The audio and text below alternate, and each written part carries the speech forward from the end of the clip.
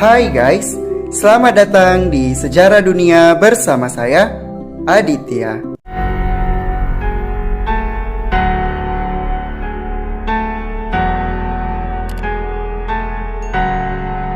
Industri pertambangan adalah salah satu industri yang menggiurkan. Selain menawarkan banyak keuntungan bagi negara, namun industri pertambangan juga menyuguhkan banyak risiko, baik itu risiko terhadap lingkungan maupun risiko bagi para pekerja. Risikonya untuk para pekerja seperti keselamatan dan kesehatan. Tetapi ada juga risiko yang sering dijumpai pada perusahaan pertambangan itu sendiri, seperti ledakan, longsor, dan kebakaran. Nah guys, di video kali ini kita akan membahas salah satu kecelakaan pertambangan yang membuat 33 para pekerja tambang terjebak di bawah tanah dan bertahan hidup selama 69 hari. Pertambangan ini adalah pertambangan San Jose, sebuah tambang tembaga dan emas yang terletak di kota Copiapó, negara Chili. Negara Chili sendiri memiliki sejarah pertambangan yang panjang, sehingga menjadikan negara ini sebagai penghasil tembaga terbesar di dunia. Sejak tahun 2000, ada sekitar 34 orang tewas setiap tahun akibat kecelakaan tambang di negara ini. Kota Copiapó di negara Chili ini berada di Gurun Atacama, yang menurut NASA gurun terkering di dunia. Tambang San Jose mulai dieksploitasi pada tahun 1889 dan kemudian tambang San Jose ini dimiliki oleh perusahaan pertambangan San Esteban, sebuah perusahaan yang terkenal karena memiliki catatan keselamatan yang buruk dan berujung tewasnya beberapa pekerja. Pekerja di tambang San Jose ini dibayar 20% lebih tinggi daripada tambang-tambang di negara Chili lainnya. Antara tahun 2004 dan 2010, perusahaan ini didenda sebanyak 42 kali karena melanggar peraturan keselamatan. Dan tambang San Jose juga pernah ditutup pada tahun 2007 ketika kerabat dari seorang penambang yang tewas dalam kecelakaan menuntut perusahaan tersebut.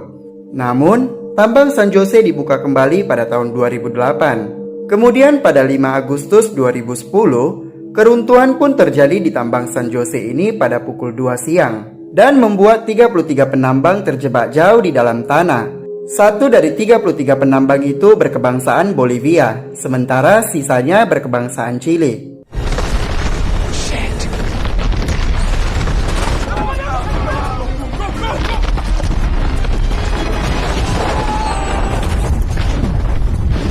Berita runtuhnya tambang ini pun menyebar luas. Keluarga dari para penambang yang mengetahui berita ini kemudian pergi dan berkumpul di pintu masuk tambang. Mereka berdoa dan menunggu kabar penyelamatan para penambang.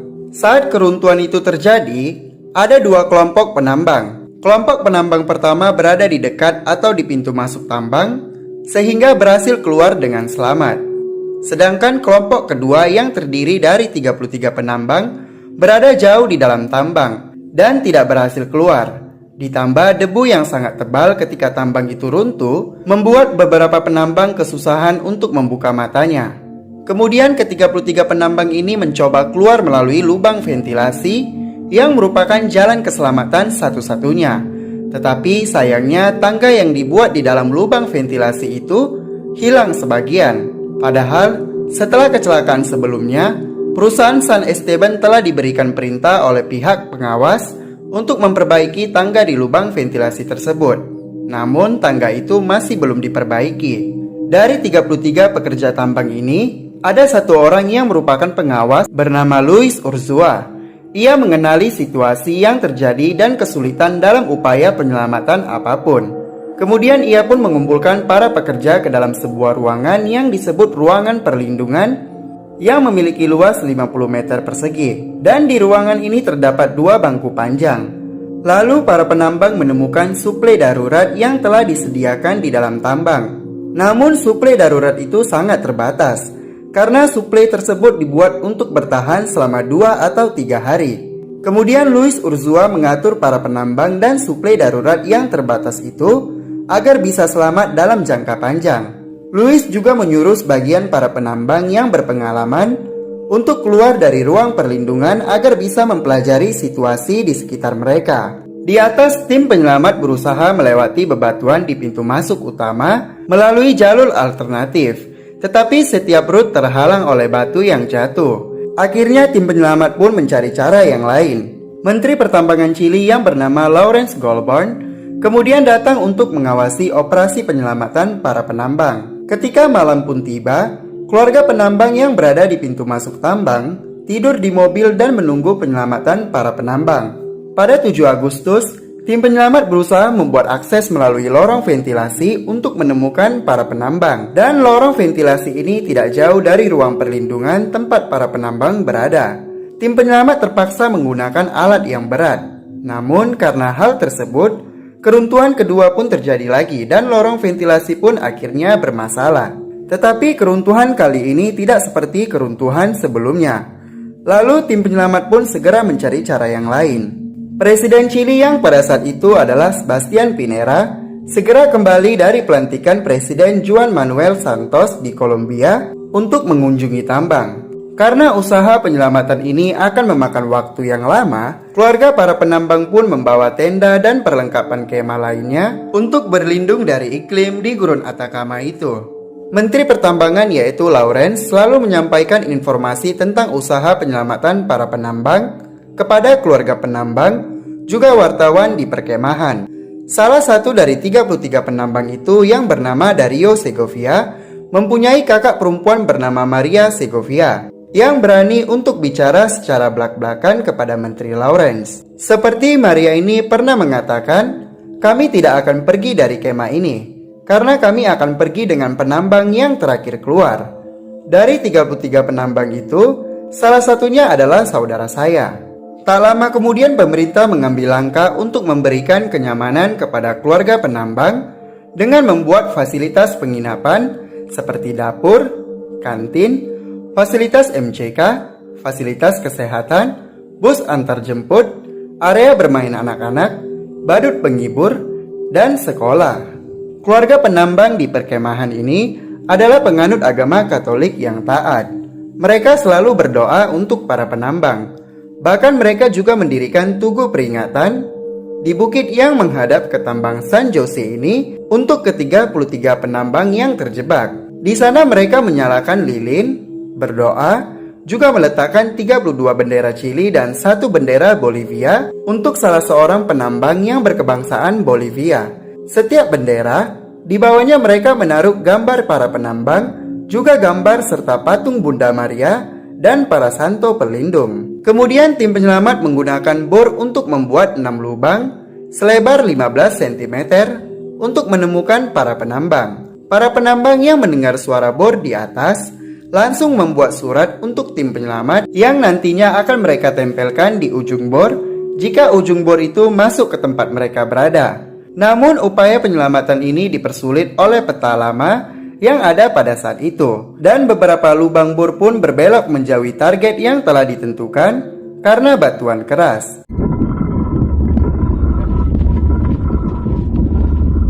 Lalu pada 19 Agustus, salah satu bor mencapai tempat di mana para penambang diyakini terjebak. Namun sayangnya tidak ditemukan apapun. Akhirnya pada 22 Agustus pukul 7:15, bor lain mencapai sebuah jalan miring pada kedalaman 688 meter atau sekitar 2.257 kaki.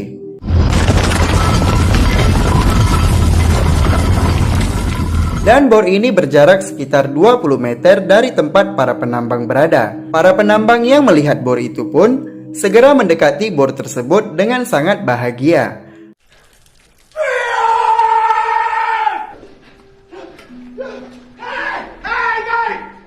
Akhirnya setelah berhari-hari mendengar suara bor, mereka pun berhasil bertemu dengan bor itu.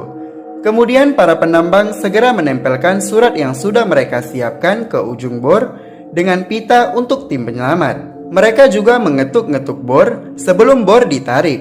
Dan ternyata suara ketukan di bor itu bisa terdengar sampai ke permukaan. Tim penyelamat yang mendengar suara ketukan di bor merasa kalau mungkin bor ini sudah mencapai tempat penambang berada. Kemudian ketika bor ditarik sampai ke permukaan, tim penyelamat pun menemukan surat dari para penambang yang berada di ujung bor itu. Dan isi dari surat tersebut adalah, "Kami 33 penambang semuanya selamat di sini." Melihat surat itu, tim penyelamat pun terkejut karena ke-33 penambang ini masih hidup dan selamat dari yang diperkirakan selama ini. Tim penyelamat segera memberikan surat tersebut kepada Presiden Chili. Lalu Presiden Chili pun sangat gembira dan memperlihatkan kepada keluarga penambang juga wartawan di perkemahan tentang surat itu yang menyatakan bahwa para penambang masih hidup. Beberapa jam kemudian kamera yang dikirim melalui lubang bor berhasil melakukan kontak dengan para penambang. Di video itu menunjukkan sebagian besar penambang memiliki semangat yang baik dan cukup sehat, meskipun berat badan mereka menurun. Dan juga karena suhu yang sangat panas di kedalaman tambang, mereka semua pun tertutup oleh kilauan keringat. Ternyata suplai darurat yang dapat bertahan selama 2 atau 3 hari yang mereka temukan hari itu bisa mereka jatakan selama 17 hari sebelum mereka ditemukan. Para penambang menjatakan suplai tersebut dengan cara mengkonsumsi 2 sendok kecil tuna, seteguk susu, sebuah biskuit, dan sepotong buah persik setiap 48 jam. Walaupun karena suplai terbatas ini membuat mereka mengalami penurunan berat badan yang rata-rata 8 kg saat ditemukan, namun suplai terbatas ini mampu membuat mereka bertahan selama 17 hari sebelum mereka ditemukan. Dan tidak hanya itu, para penambang juga menggunakan sekop untuk menggali mencari air tanah. Keesokan harinya, tepatnya pada tanggal 23 Agustus, dokter memberikan para penambang larutan glukosa 5% dan obat untuk mencegah ma yang disebabkan kekurangan makanan. Kemudian bahan makanan akan dikirim menggunakan kapsul plastik biru sepanjang 5 kaki atau 1,5 meter yang dijuluki Palomas. Makanan yang dikirim melalui kapsul ini membutuhkan waktu 1 jam untuk sampai ke tempat para penambang. Tim penyelamat juga membuat 2 lubang bor lainnya.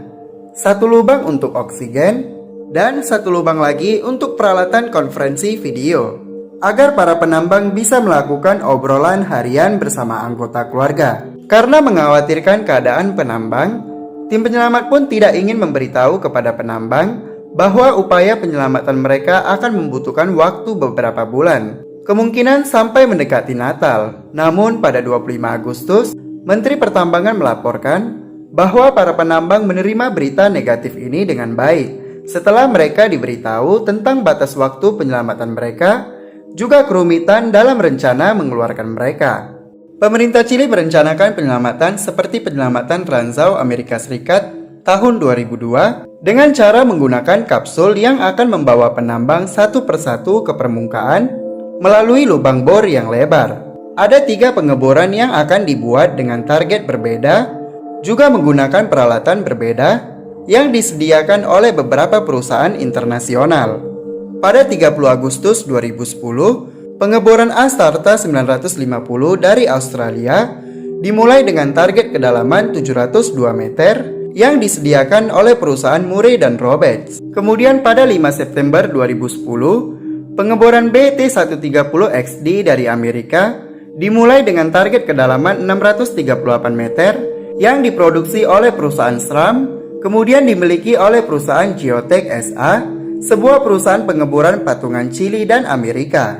Lalu pada 19 September 2010, pengeboran CRIG 421 dari Kanada dimulai dengan target kedalaman 597 meter yang disediakan oleh perusahaan Precision Drilling. Dari ketiga pengeboran ini, 2 diantaranya yaitu pengeboran A dan pengeboran C berhenti sebelum mencapai target yang ditentukan karena ada masalah pada alat bornya. Dan satu-satunya pengeboran yang tersisa yaitu pengeboran B T-130XD Amerika yang untungnya berhasil mencapai tempat penambang berada pada 9 Oktober 2010.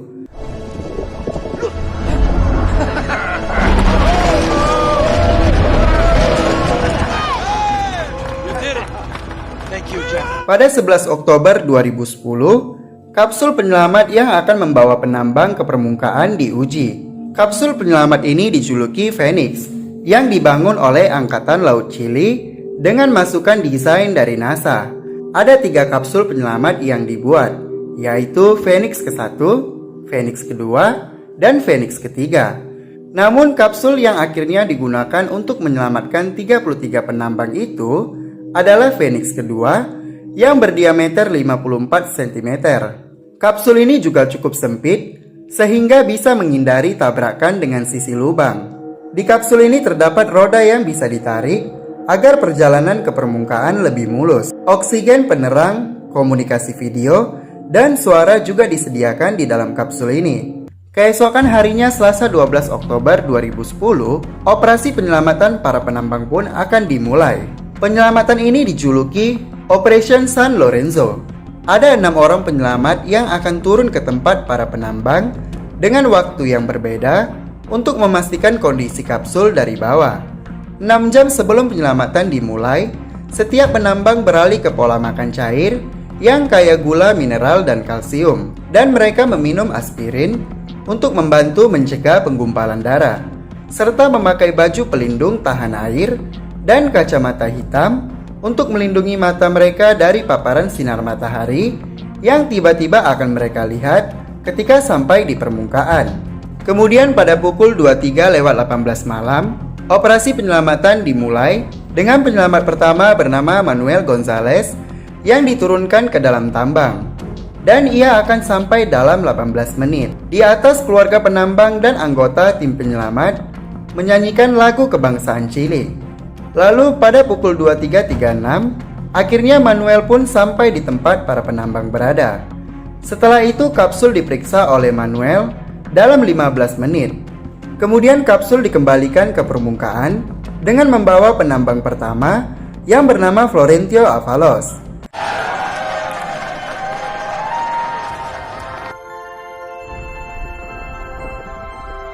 Kamera yang di dalam tambang maupun di permukaan menangkap upaya penyelamatan ini dan disiarkan ke seluruh dunia. Lalu pada 13 Oktober pukul 00.11, akhirnya penambang pertama pun berhasil sampai di permukaan. Presiden Chili yaitu Sebastián Pinera dan ibu negara yaitu Cecilia Morel hadir selama operasi penyelamatan dilakukan. Saat penambang ke-18 naik ke permukaan pada 13 Oktober pukul 14.49 sore, Menteri Pertambangan Chili yaitu Lawrence mengatakan kami telah maju pada waktu yang lebih cepat dari yang kami rencanakan sebelumnya. Dan saya memperkirakan kami dapat menyelesaikan seluruh operasi sebelum malam ini. Sejumlah pemimpin asing menghubungi Presiden Chili untuk mengungkapkan solidaritas dan menyampaikan ucapan selamat kepada negara Chili saat upaya penyelamatan sedang dilakukan. Kemudian pada 13 Oktober pukul 21.55 malam, penambang terakhir bernama Luis Urzúa naik ke permukaan. Dan ketika ia sampai di permukaan, ia pun memeluk Presiden Chili. Setelah semua penambang diselamatkan, para penyelamat yang tersisa di ruang tambang memasang spanduk bertulisan Mission Cumplida Chili. Lalu pada 14 Oktober pukul 00.32 malam, Manuel Gonzalez yang merupakan penyelamat pertama yang turun, dan ia jugalah yang terakhir naik dari dalam tambang. Ketika Manuel sampai di permukaan, Presiden Chili pun menutup bagian atas poros dengan penutup logam. Setelah operasi penyelamatan selesai, Presiden Chili memberikan pidato bahwa ia bangga menjadi presiden untuk semua orang Chili dan para penambang diselamatkan dengan persatuan, harapan, dan iman. Ia juga berterima kasih kepada sejumlah pemimpin asing atas seruan, dukungan, dan solidaritas mereka. Kemudian para penambang dibawa ke rumah sakit Copiapó yang berjarak 60 km dengan helikopter. Dan pada 19 Oktober semua penambang selesai dirawat dan mereka pun meninggalkan rumah sakit. Pada 24 Oktober 2010, para penambang menghadiri resepsi yang diselenggarakan oleh Presiden Chili di Istana Presiden di ibu kota Santiago. Kemudian para penambang berfoto di samping kapsul Phoenix 2 yang telah membawa mereka ke permukaan. Secara keseluruhan kapsul Phoenix 2 telah melakukan 39 kali perjalanan pulang pergi yang menempuh jarak total sekitar 50 km. Dan sekarang kapsul Phoenix 2 tersebut dipajang di Museum Regional Atacama di Copiapó.